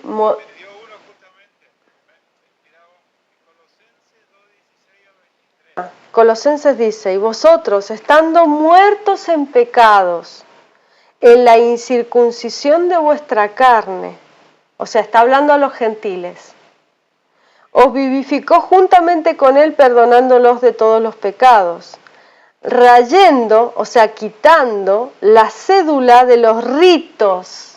¿Qué es lo que quitó? La cédula de los ritos, o sea, canceló el documento de la deuda.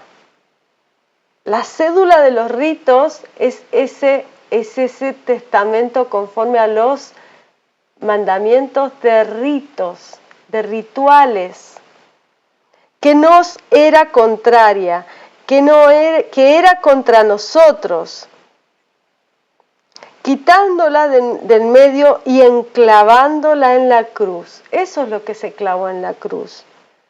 Es la cédula de los ritos que nos era contraria. Y despojando los principados, las potestades, sacólos a la vergüenza en público, triunfando de ellos en sí mismo.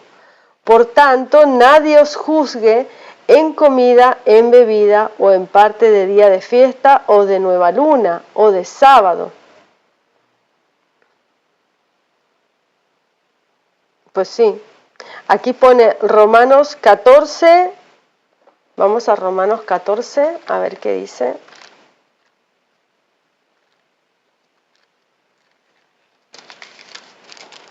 Romanos 14, y pone de referencia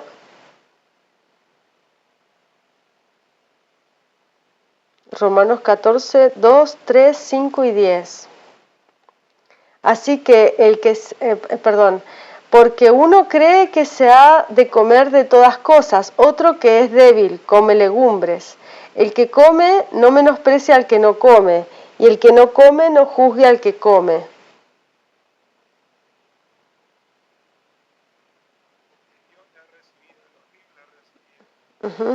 Porque Dios le ha levantado. No juzgue al que come porque Dios le ha levantado. ¿Tú quién eres que juzgas al siervo ajeno?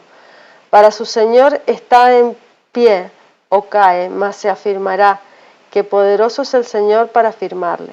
Uno hace diferencia entre día y día, otro juzga iguales todos los días. Cada uno esté asegurado en su ánimo.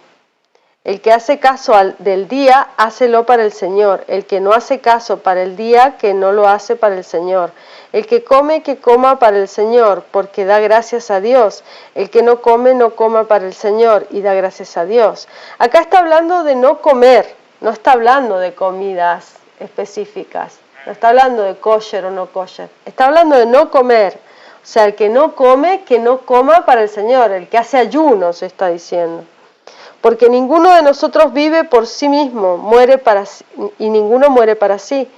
Que si vivimos, para el Señor vivimos, y si morimos, para el Señor morimos. Así que, o que vivamos o que muramos, del Señor somos. Porque Cristo para esto murió y resucitó, volvió a vivir para ser así, Señor, así de los muertos como de los que viven. Mas tú, ¿por qué juzgas a tu hermano? O tú también, ¿por qué menosprecias a tu hermano? Porque todos hemos de estar ante el tribunal de Cristo. Porque está escrito, vivo yo, dice el Señor, que a mí se doblará toda rodilla y toda lengua confesará a Dios. De manera que cada uno de nosotros dará a Dios razón de sí. Así que no juzguemos más los unos de los otros, antes bien juzgad de no poner tropiezo o escándalo al hermano. Yo sí, confío en el Señor Yeshua, que de suyo nada hay inmundo, mas a aquel que piensa alguna cosa ser inmunda, para él es inmunda. Ahí lo está diciendo, o sea, si tú piensas que algo es inmundo, para esa persona eso es inmundo. Pero si por causa de la comida tu hermano es contristado, ya no andas conforme a la caridad. O sea, que no por la comida vas a hacer que esa persona se sienta mal, de que tú no estás comiendo eso que te impurifica. Tú lo estás viviendo como algo que te impurifica. Entonces, por ejemplo, Saulo, y esto se los expliqué en alguna clase, lo invitaban a comer y a veces le ponían cerdo o le ponían algo impuro y él le daba las gracias y se lo comía. Entonces, que no, ¿me entiendes? Hay que ubicarse que estás en una situación que eso no te va a impurificar. Uno puede dar gracias, pero lo importante es no contristar a esa persona, no hacerla sentir mal. El pecado del otro es evidente. Por ejemplo, una persona que es homosexual y su pecado es evidente porque se ve su homosexualismo, pero tú no vas a volverte una persona impía, en el sentido una persona sin compasión, de hacerlo sentir mal por su pecado, porque su pecado es evidente. Si esa persona no está en Cristo, tú tienes que acercar a esa persona a Cristo. No se trata de hacer sentir mal al otro y hacerlo sentir que es un impuro, que es un sucio, que es un pecador, que es un... Cristo se sentaba con las prostitutas, Cristo se sentaba con republicanos. Claro, pero ¿sabes qué pasa? La diferencia entre que a alguien le impongan algo y que alguien entienda algo es muy grande. Porque tú puedes ir a una religión y ser como un niño chiquito en un jardín de infantes y que te digan, esto se come, esto no se come, esto es bueno, esto es malo, esto es lindo, esto es feo. Y entonces la gente toda dice, vale, sí, profesor. Y hacer lo que ellos les dicen, pero a la mínima que tiene la posibilidad de hacer otra cosa, la hace porque dice, yo no estoy haciendo esto por una convicción, lo estoy haciendo porque me lo han dicho y yo hago lo que me dicen como un lorito. Repito lo que me han dicho, Pero si tú lo estás haciendo porque tú entiendes que el Padre te está hablando, que ese animal tiene una impurificación, que ese animal te genera una contaminación, un cortocircuito a nivel de tu espíritu, de tu energía, que baja tu nivel de energía, por eso es impuro. No existen animales buenos y malos, todos son buenos para el Creador. ¿Por qué Él nos pone animales que sí y animales que no? Justamente para poder discernir entre lo sagrado y lo profano. Él nos pone a prueba de esa forma. Pero está en cada uno. Es como ir abriendo una ventanita. Es decir, a nosotros nos han dado ciertas pautas. Es como si Eva dice, bueno, no voy a comer de esa fruta. Y dice, no, pero la serpiente le dice, no, pero dice, no tenés que ni tocarlo porque te vas a morir. Y eso es mentira. Le dice, no, si tocar podemos tocar, le dice Eva. El tema es que no lo podemos comer. Y dice, ya vas a ver que si te lo comes no te vas a morir.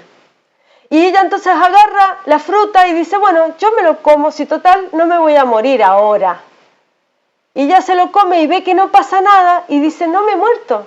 ¿Ves que no ha pasado nada? No me he muerto. Entonces, eso es lo que viene haciendo la humanidad desde el principio, desde la historia de Adán y Eva, desde que le dijeron, no comas esta fruta. ¿Pero y por qué? Yo quiero, pero es un mandamiento. No existía nada de la Torá, solo era ese mandamiento. No comas esto, le dijo. Una sola cosa. Y justo esa cosa que le dijo, no la comas, ella dijo, ¿y por qué? Si yo quiero el conocimiento, yo quiero saber, yo quiero tener ese conocimiento, ¿por qué no puedo comer ese conocimiento? Quiero tenerlo en mí, quiero que forme parte de mí ese conocimiento. Y fue, claro, el árbol del conocimiento del bien y del mal. Es el árbol de la ciencia. Es el árbol de la ciencia, del conocimiento del bien y del mal. Ese es el fruto que comió Eva.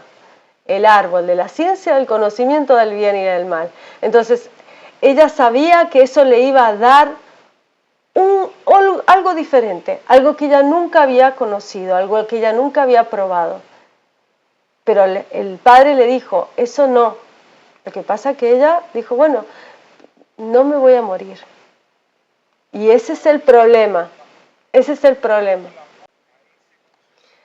Todas estas cosas, el alimento, lo que comemos, lo que nos vestimos, todo lo que es del cuerpo, lo que escuchamos, lo que oímos, la música que oímos, todo eso, si está fuera del Padre, si está alejado del Padre, nos genera velos en la conciencia, que nos impiden tener claridad mental, que nos impiden tener entendimiento, que nos impiden recibir revelación, que nos impiden tener una conexión con el Padre, que nos impiden escuchar su voz.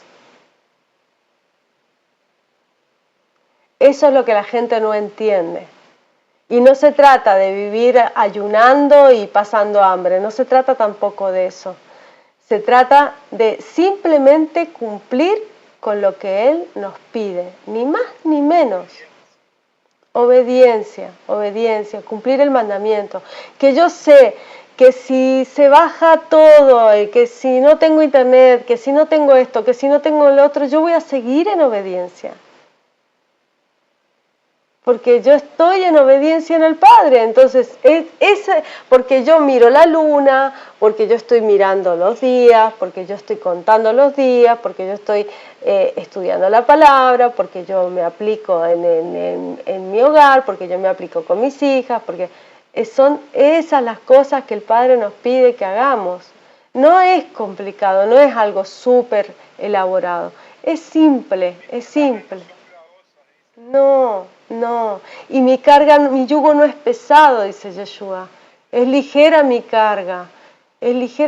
¿Por qué? Porque Él no nos está pidiendo cosas estrambóticas, Él nos está pidiendo simplemente que las cosas que hagamos sean para Él, que si en algún momento tú tienes que comer lo que sea que te pongan en la mesa para tú poder dar la palabra, lo haces. y ya está.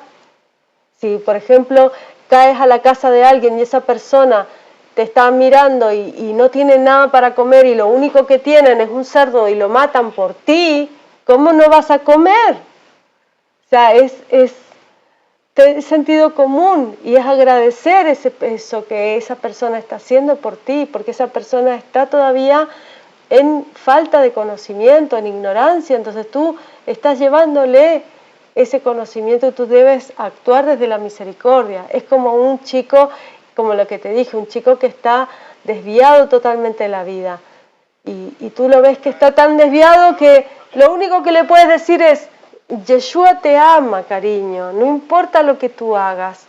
Este cuerpo es circunstancial, pero Yeshua te ama, porque Yeshua, y la palabra lo dice, incluso a los eunucos los va a recibir como si fueran con mucha simiente, o sea, como si fueran árboles que dan fruto. Incluso a los eunucos, a los árboles secos, los va a recibir en su casa, a los que clamen por su nombre y a los que tengan frutos de misericordia y de compasión. Entonces, a eso es a lo primero que estamos.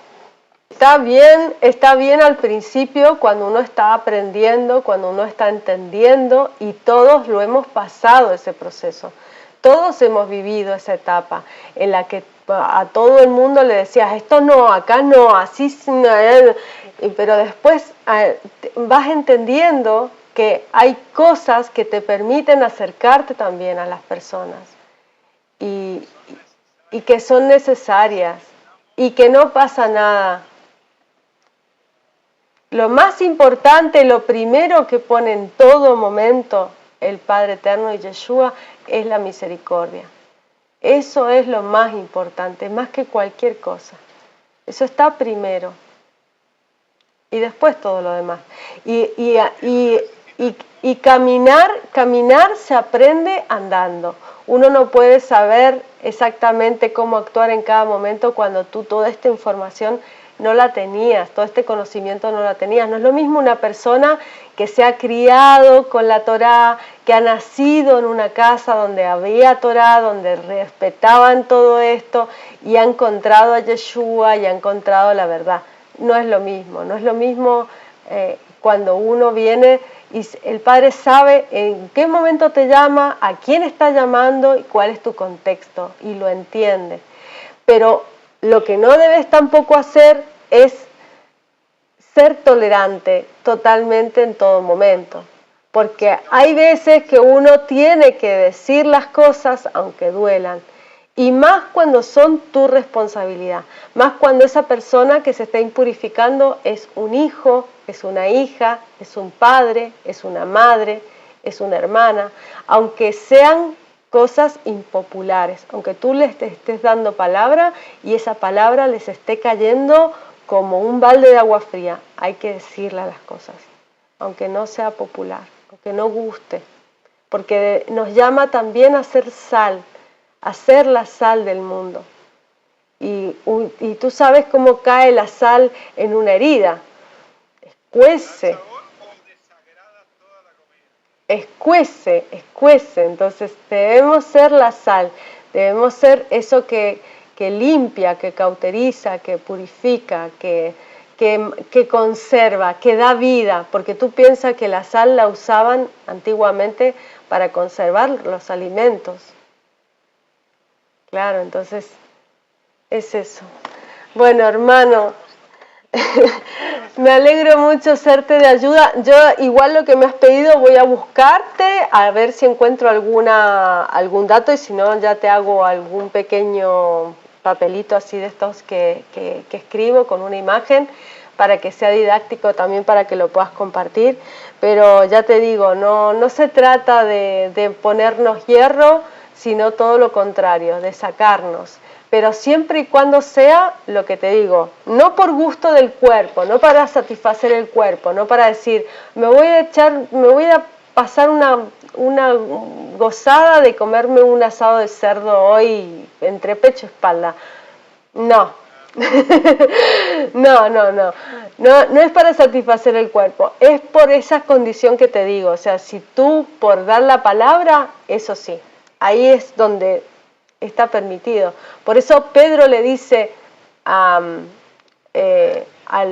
Yeshua, le dice, yo nunca he comido nada impuro, no he dejado que nada impuro entre mi cuerpo. Entonces Pedro está diciendo ahí que él no permitía que esas cosas, él no comía ese tipo de animales. Él ahí está aceptando que él respetaba las leyes alimenticias del Padre, ¿sí? El único que decía, bueno, mira, si te ponen lo que sea y tú estás dando la palabra, era Pablo. Pablo que tuvo que ir a los gentiles, porque Pablo tuvo que ir por fuerza a confrontar con gente que vivía en el paganismo. ¿Qué es lo único que está prohibidísimo comer para un creyente? Te digo lo que es, porque yo lo he pasado este tiempo, este final del tiempo, y es, este año pasado fue todo lo que sea sacrificado a los ídolos. O sea, por ejemplo, el pan dulce de Navidad, los turrones de Navidad. Cuidado ahí, o sea, cuidado cuando te están dando algo que forma parte de un ritual. Ojo, porque ahí te están dando algo que te puede generar en tu vida una maldición, porque es anatema. Tú estás comiendo de algo que ha sido sacrificado a los ídolos. Y eso le pasó a Daniel. Daniel por eso comió durante el tiempo de su estancia en Babilonia solamente legumbres y verduras, porque todo lo demás lo sacrificaban a los ídolos, lo ponían en la mesa del rey. ¿Sí? Entonces, cuidado, cuidado, porque eso sí que te desconecta y te trae maldición a tu vida, eso sí.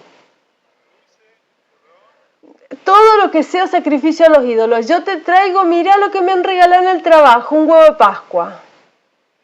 Mira lo que me han dado ahora, un roscón de Reyes. Mira lo que me han traído ahora, un pan dulce de Navidad. Mira, me regalaron del trabajo por fin de año para el año nuevo una tacita de chocolates o unos bombones o lo que sea. Da igual. Es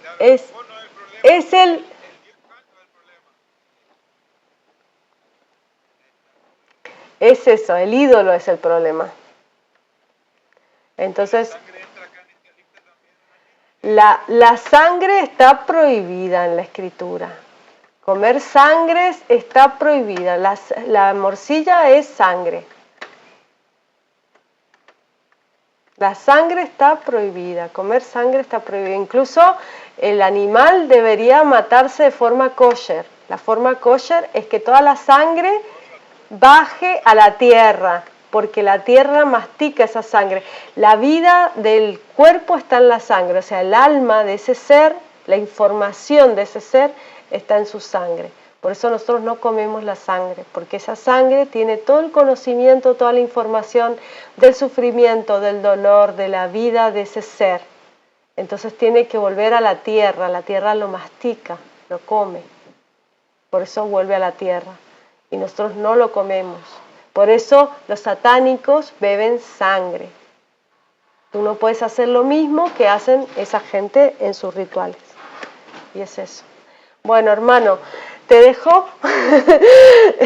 Voy a hacer un poquito de Shabbat con la familia y te mando una gran bendición para ti, para Silvia. Me alegro mucho que puedas seguir compartiendo con más personas la palabra y venga para adelante. Estamos en contacto, Shabbat Shalom.